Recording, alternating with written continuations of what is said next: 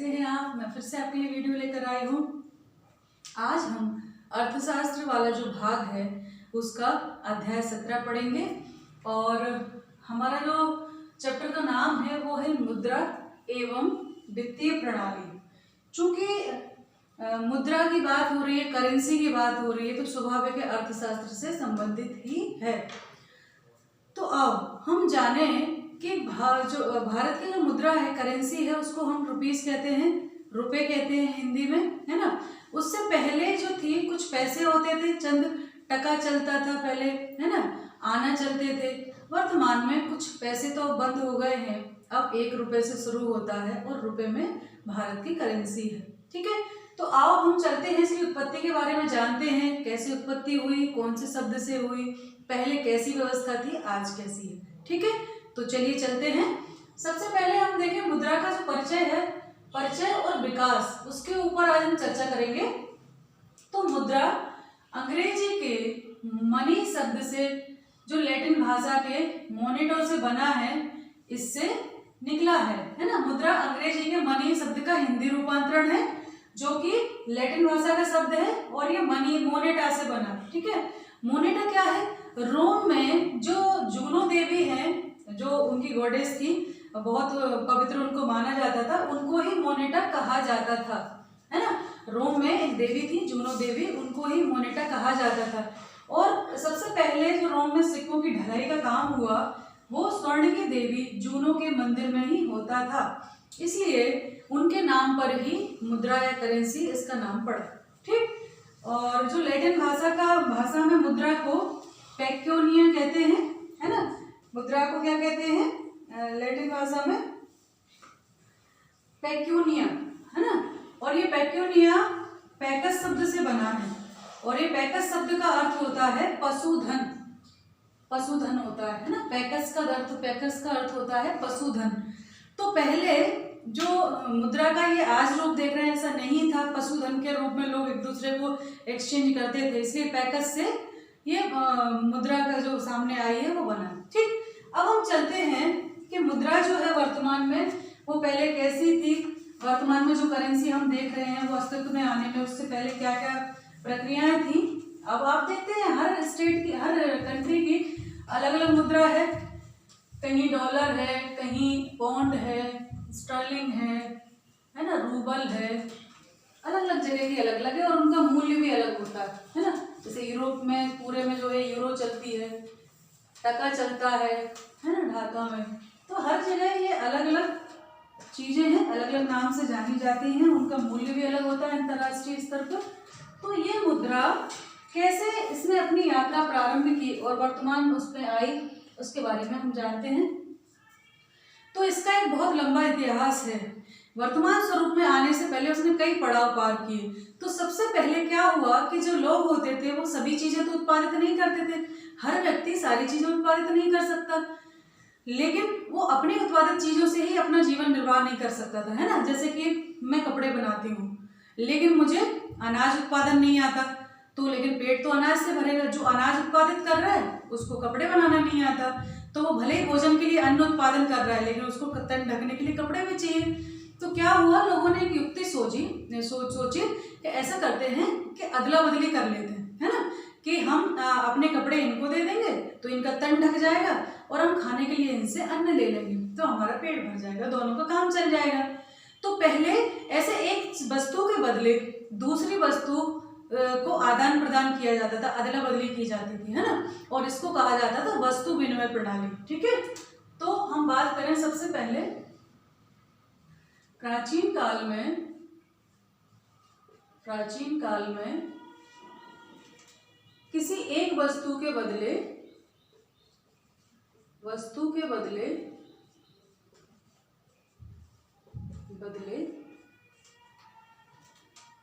कोई अन्य वस्तु प्राप्त की जा सकती थी।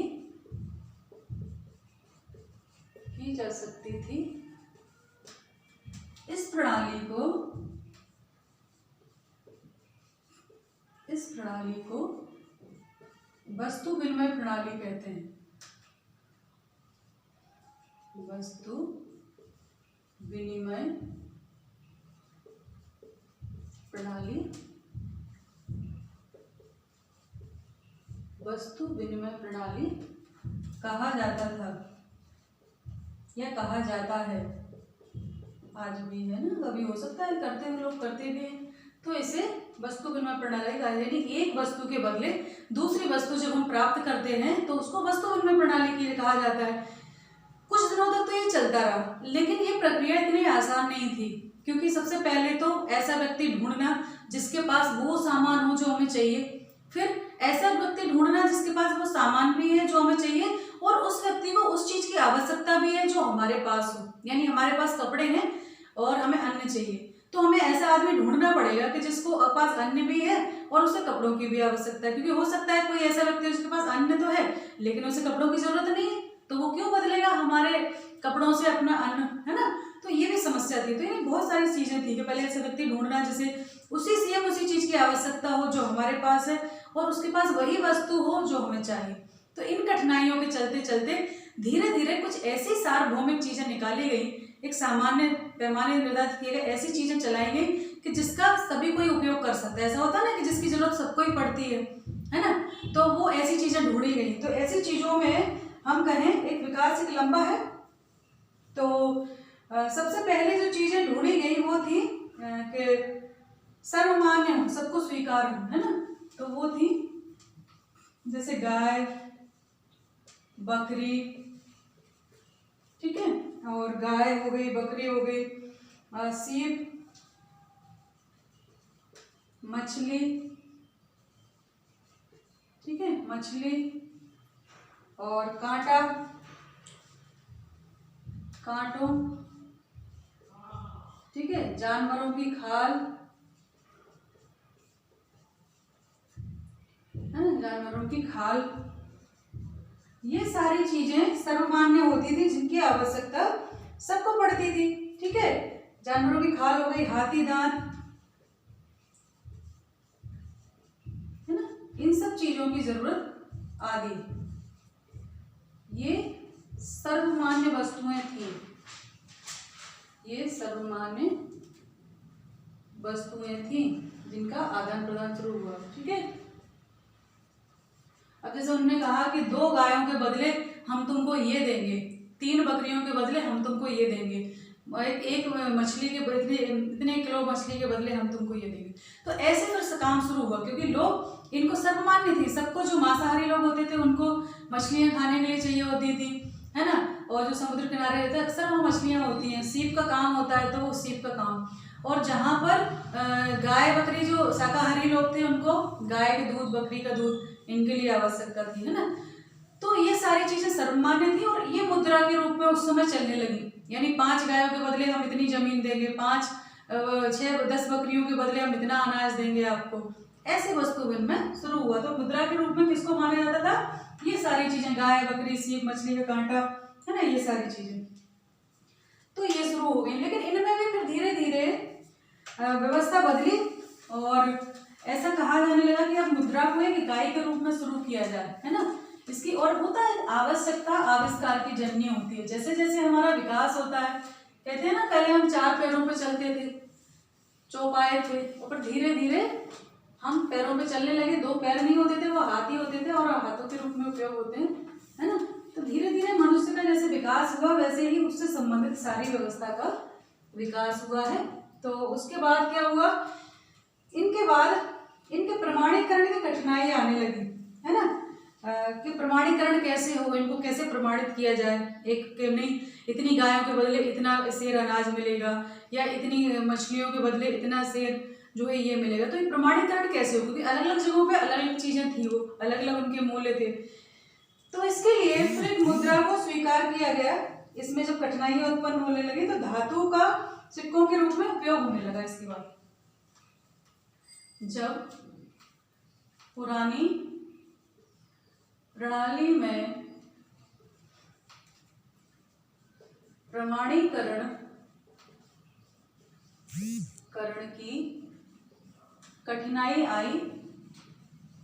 कठिनाई उत्पन्न हुई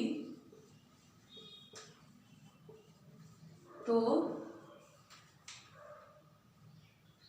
धातु की मुद्रा का प्रचलन शुरू हुआ। धातु की मुद्रा का प्रचलन शुरू हुआ, है ना, शुरू हुआ। और उसके बाद राजाओं ने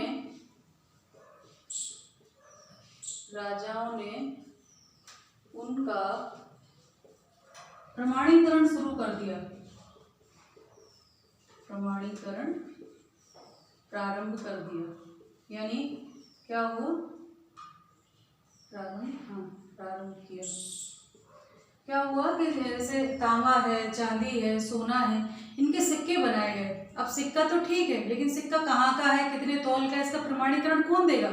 तो एक मोहर लगाई जाती थी जो उस राज्य व्यवस्था में या राज की जो क्षेत्र है, उस पूरा राज किसी राजा का पूरा क्षेत्र है राज्य का, उसके अंतर्गत वो सिक्का या मुद्रा चलती थी। और उसमें प्रमाणित किया जाता था कि ये सिक्का इतने आना का है, इतने वजन का है, और ये इतने के रूप में, जैसे मान लो एक आना सिक्का है तो ये एक आना का जो सामान आता है वो फिक्स किया गया, प्रमाणीकरण किया गया। और राजाओं के नाम उस पर खुदवाए गए, है ना, उनका समय खुदवाया गया, राज्य का नाम खुदवाया गया, चिन्ह खुदवाए गए। तो ये सब काम शुरू हो गया और धातु की मुद्रा के रूप में जो सिक्के हम देखते हैं वो चलन में आ गए। वो चांदी तांबे के होते थे, वर्तमान में जो सिक्के हैं वो बहुत सारी धातुओं से मिलकर बनते हैं। ठीक है, तो ये हो गया, सिक्कों का उपयोग होने लगा, कई समस्याएं हल हो गई। राजा महाराजा ने जालसाजी रोकने के लिए सिक्कों की तौल, आकार, रूप, रंग सब कुछ फिक्स कर दिया, है ना। उसके बाद कुछ और आगे बढ़े और जब उसमें समस्या आने लगी सिक्कों के, धातुओं का उपयोग बढ़ गया, धातुएं सीमित थी, तो ऐसे तो धातुओं की खपत बहुत होने लगी। तो धीरे धीरे जो है पत्र मुद्रा का विकास हुआ। धीरे धीरे पत्र मुद्रा का विकास हुआ। पत्र मुद्रा यानी पेपर के रूप में पत्र मुद्रा का विकास हुआ। ठीक है, और ये पत्र मुद्रा जो है वो कैसे होती थी, कई अनेक रूप थे इसमें, जैसे कि लिखित प्रमाण पत्र, कई रूप होते थे, कई रूप होते थे,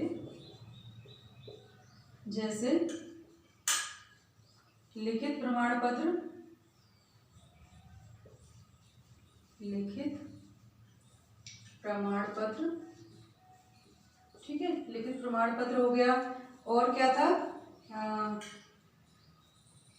प्रतिनिधि कागजी मुद्रा, प्रतिनिधि कागजी मुद्रा, ठीक। और उसके अलावा जो होती थी अपरिवर्तनीय कागजी मुद्रा, दो तरह की कागजी मुद्रा होती थी, परिवर्तनीय व अपरिवर्तनीय कागजी मुद्रा, कागजी मुद्रा, ठीक है। और उसके अलावा जो है हम देखते हैं केंद्रीय बैंक, व्यापारिक बैंक के विस्तार के साथ साथ जो है हुंडी, ड्राफ्ट के रूप में भी साख मुद्राओं का विकास हुआ। हुंडी व ड्राफ्ट, वर्तमान में आप देखते हैं ना ड्राफ्ट हम बनवाते हैं, ड्राफ्ट मुद्रा का भी विकास हुआ।